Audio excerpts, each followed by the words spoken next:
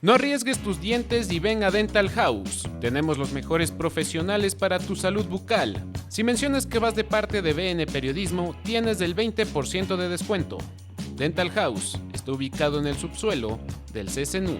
Margot vivía en Maishum, una comunidad del cantón Taisha. Era una niña bastante saludable hasta finales de noviembre del 2024. La tarde del 20 de diciembre, Margot tuvo una fiebre muy alta, náuseas, diarrea con sangre y dolor de estómago. Las cosas no estaban bien en la comunidad y ellos lo sabían. Los que no sabían que las cosas no estaban bien eran los que sí podían hacer algo. El primer caso fue reportado en noviembre de 2024. Desde entonces han sido síntomas como la diarrea, la fiebre, el dolor de barriga y hasta el vómito que les han quitado la vida. Pero no solamente está el nombre de Margot, sino también está Elías, Dani, Johnny, Tatiana, Ikiam y muchos más. Lamentablemente los dueños de estos nombres eran niños, niñas y adolescentes que murieron. Meses después de lo sucedido con Margot, el Ministerio de Salud en un comunicado mencionó que los niños habrían muerto por leptospirosis. Sí, escucharon bien, meses después. Leptospirosis en una comunidad indígena de la Amazonía ecuatoriana. El gobierno informó que al menos 8 niños murieron por un brote que ha infectado al menos a otras 46 personas en el municipio rural de Taisha, en la provincia de Morona, Santiago. Mi interés en este momento es que estén dotados de toda la medicación necesaria para dar tratamiento a los niños y a todas las personas de las comunidades que tengan la necesidad. Pasó Navidad, pasaron las elecciones, pasaron feriados, pasó carnaval y no decían nada. Y a la par los niños seguían muriendo. Por ejemplo, Ikiam tenía 7 años y el 22 de abril murió en los brazos de su madre con los mismos síntomas que tuvo Margot en diciembre del 24. Los mismos síntomas que tuvo Tatiana y los mismos síntomas que tuvo Dani. Ikiam también era del cantón Taisha en la provincia de Morona, Santiago. El video que les vamos a presentar a continuación tuvo que hacerse viral para que las autoridades hagan algo, entre comillas.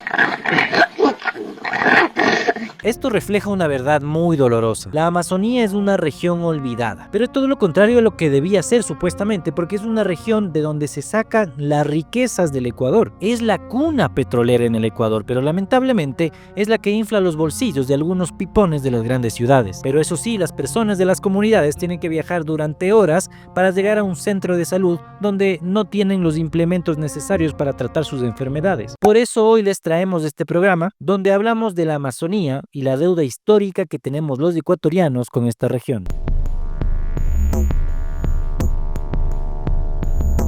La Amazonía ecuatoriana, según el último censo realizado por el INEC, tiene aproximadamente 928,000 habitantes, casi 1 millón de personas. Sin embargo, la cobertura médica no da abasto. Según el Ministerio de Salud Pública, la Amazonía tiene 16 hospitales y 322 centros de salud. Más allá del número, lo que sí habría que observar es el estado de estos centros de salud y de estos hospitales. Pero regresemos al número, es decir, que habría aproximadamente un punto médico por cada 16,000 habitantes. Y sumemos también las distancias que tienen que recorrer para llegar a esos lugares. Por ejemplo, hay comunidades de Achuar que tienen un hospital a 2 horas de distancia. No, esto ya es demasiado. Son atendidos por médicos que no son médicos de cabecera, sino por estudiantes que hacen la rural. Y todo bien con los y con las médicos que hacen la rural. Lo que está mal es que esa sea la única forma en que las personas de la Amazonía pueden atenderse en un centro de salud. Nos envíen los recursos necesarios para que contraten 20 avionetas del mismo día y manden las brigadas a las 20 comunidades. Porque lo que estaba pasando en estos 15 días es que una brigada entra hoy día y las 19 comunidades queda descuidada.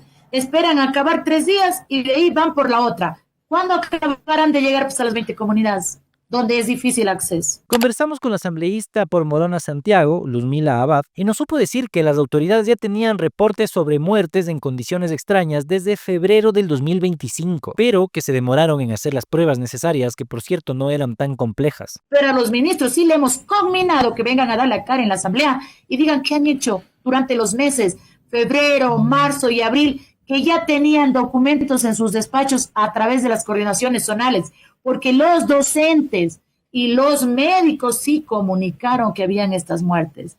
El documento que sale oficial desde mi curul sale a partir del 3 de abril.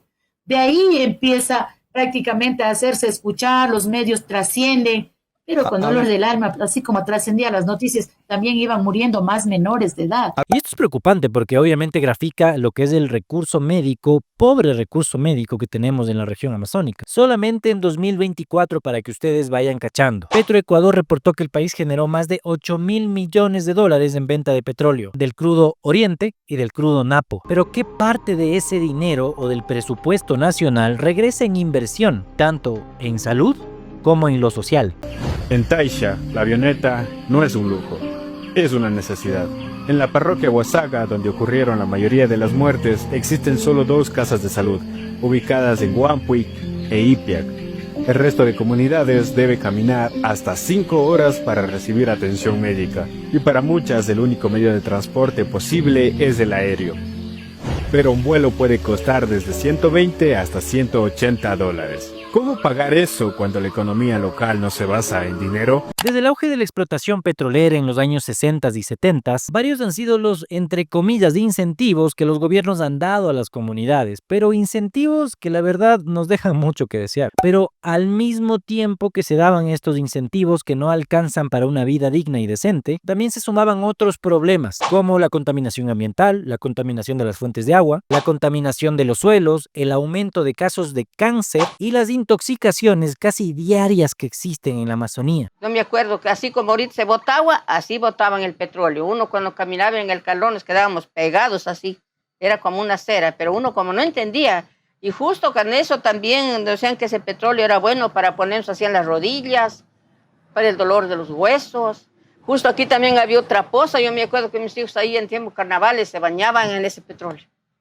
Imagínense, pero uno dónde sabía, dónde conocíamos de que eso había sido malo y después que se está investigando. Por ejemplo, según el informe del Registro Biprovincial de Tumores, que recoge los datos estadísticos de los pacientes con cáncer en los principales cantones petroleros de las provincias de Sucumbíos y de Orellana, se han identificado 531 personas con cáncer. De estos datos podemos sacar también que la frecuencia de cáncer en mujeres triplica a la de los hombres, y esta desigualdad es mucho más alta en las mujeres quichua, porque es 6 veces mayor a la de los hombres. Por cierto, este informe acumula datos desde el 2018 hasta el 2023. Y que eso era bueno hasta para el reumatismo, y alguna gente se bañaban con eso,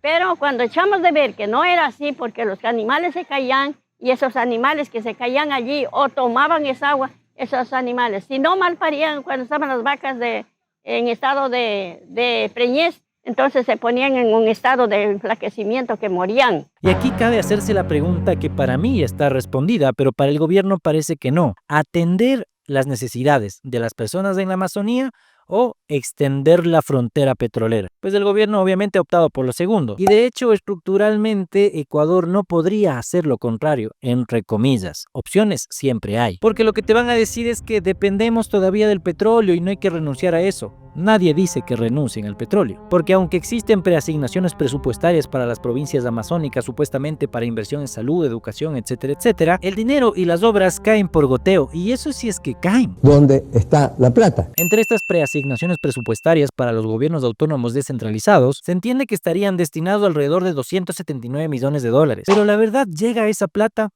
se utiliza para algo beneficioso a largo plazo para las comunidades? ¡No! Por otro lado, desde la Asamblea hubo iniciativas que decían, bueno, vamos a darle $1 por cada barril producido a las 3 provincias que sufrieron daños por derrames petroleros. Pero el 25 de abril Noboa vetó esta iniciativa mientras estaba en el Vaticano. Antipatria. El proyecto quedará congelado 1 año antes de que pueda ser reactivado.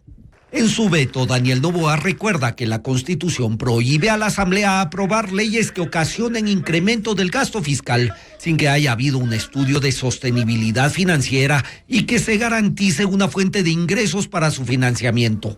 Lo dice también una sentencia de la Corte Constitucional de marzo de este año. Así es, gente.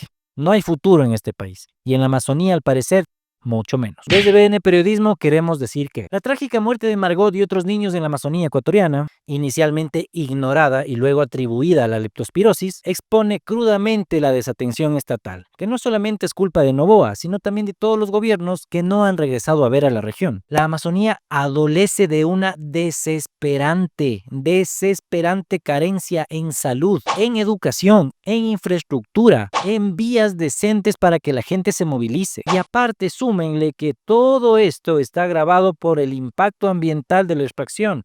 Contaminación de ríos, como ya dije, contaminación de suelos. Y ahora te hago la pregunta a ti. Yo ya la tengo contestada, como dije, y el gobierno también. Pero ¿tú qué prefieres? ¿Centrarte en la atención de las prioridades que tienen las comunidades en la Amazonía o expandir la frontera petrolera para que los pipones en las grandes ciudades sigan enriqueciéndose? Déjalo en los comentarios.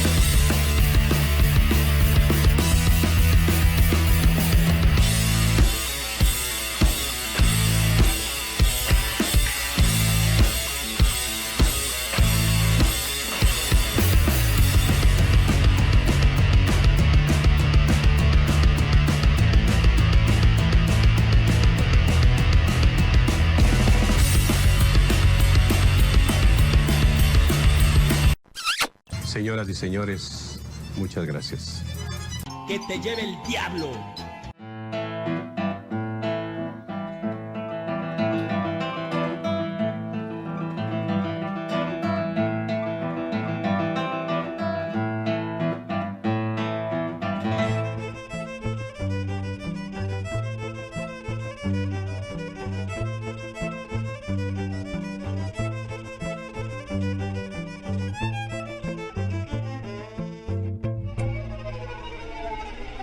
Thank you.